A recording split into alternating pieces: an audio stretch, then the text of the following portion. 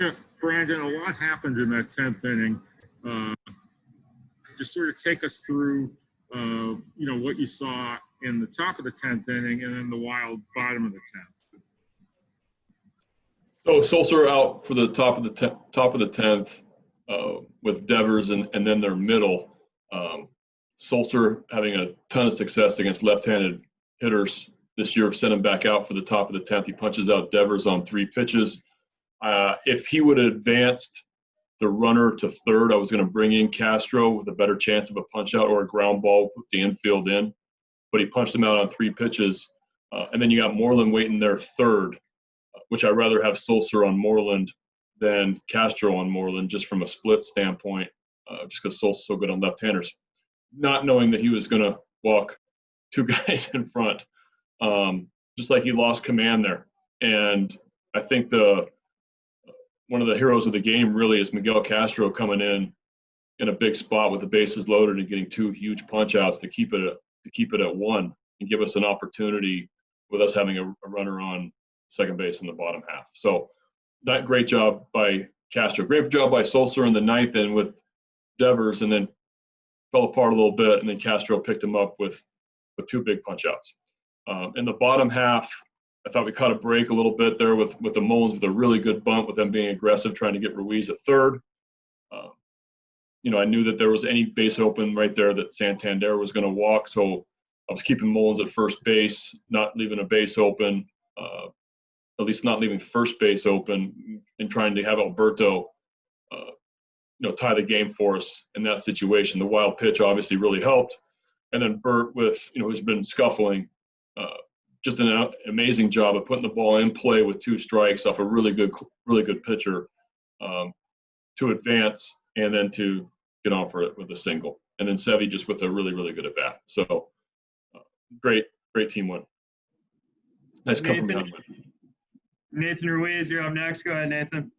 Brandon, given how streaky this season has been so far for you guys, what do you think a day like today can do for you guys over the next few days? Well, we kind of chased that one a little bit, knowing that we have an off day Monday, and I felt like with a 2-run down 2, us being the home team, I felt like we still had an opportunity with our middle guys having at least one or 2 at bats left.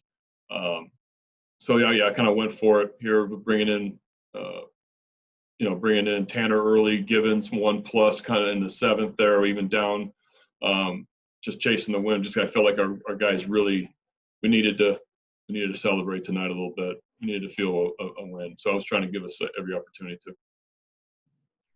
Brett Hollander, you're up next. Go ahead, Brett. Hey, Brandon, is there any thought to have Mullins swing away in that spot, given the fact that he's hitting left-handed and they're playing so in on the corners? I'm sorry, have him do what? Mullins swing and not bunt with the corners playing in, and he's hitting left-handed and setting it up that way. Or was that a definite bunt situation? You know what? There was a thought. I tell you what, if Mullins wasn't just an average bunter, I think that there'd be an opportunity where I probably would have let him hit there. But with him being an excellent bunter, and him just getting an early bounce on the ball, there's an opportunity for him to be safe at first base, just because he's really, really good at it. And I felt good about our bullpen after. To be honest, we had still some guys available, so I was okay playing for 1 run there, and just stay tied. And a lot of times, sometimes I don't feel that way if our bullpen's really, really thin, and I don't feel like we have the advantage there back in the back end of the pen. But they just lost a couple of their main guys, and so I was at least trying to tie it. And then if things worked out we would go for the win, then we'd go for the win. Time for a couple more questions. Steve Molesky, you're up. Go ahead. Brandon, in a season with a lot of big hits for Santander, how did that one rank tonight? Well, I'll tell you what, I was standing right on the line there, and for him to be able to pull his hands in there, it was kind of similar to the Sevy homer against the Yankees, where the ball was off the plate in, that he threw his hands inside and hit it about 450 feet down the left field line with real true backspin and not much hook to it. And that's what Tony's looked like too from my angle. Those 2 guys are just really, really strong, and they're able to when they get the barrel to the baseball and stay behind it, stay inside it, that's what happens. So just great swing, by Tony there. Stan Charles, you're up. Go ahead, Stan. Brandon, a quick question about Sulzer in the top of the 10th.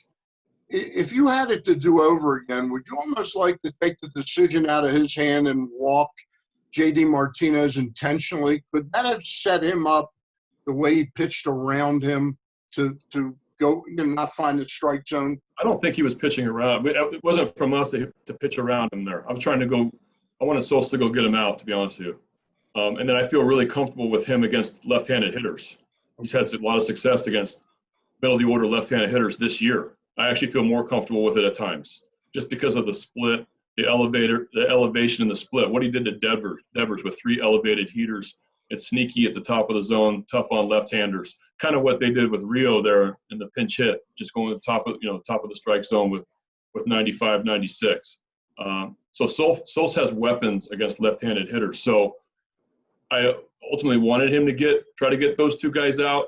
But if he lost them, I knew that Moreland was there. I'd much rather have Solz on Moreland than Miggy. But it just didn't get that far because he walked 2 guys that I wasn't expecting.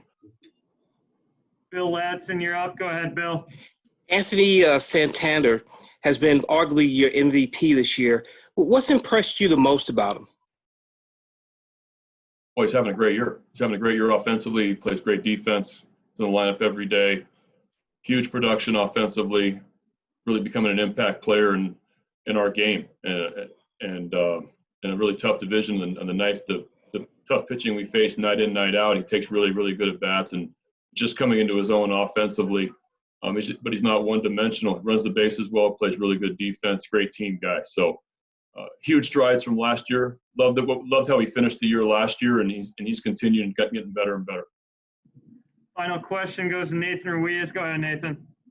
Hey, Brandon, just a couple quick ones. What did you think of Alex Cobb, and then how nice was it just to see a couple guys get their first career hits? Yeah, with Alex, I thought he had 4 great innings, and then in the 5th inning, just balls started to get up in the zone, and quite a few balls hit hard that inning. So I made the decision to go with Army, who's been throwing the ball great in the 6th there, but and piece it together bullpen the rest of the way in kind of a tight game. But I thought he threw the ball really well for 4 innings. It looked like he just got a little bit of fatigue or lost a little bit of something mechanically there in the 5th, just because the balls were getting up out over the plate, and they were taking really good swings on him there in the 5th inning. Second part, yeah, great. Always great to see guys get their first in the major leagues, and for Urias and Ryan, those are special moments that they'll never forget. And it's really cool. I got a lineup card right here. I like doing this when you get to sign the lineup card for guys that play in their first game and have special moments first time in their career.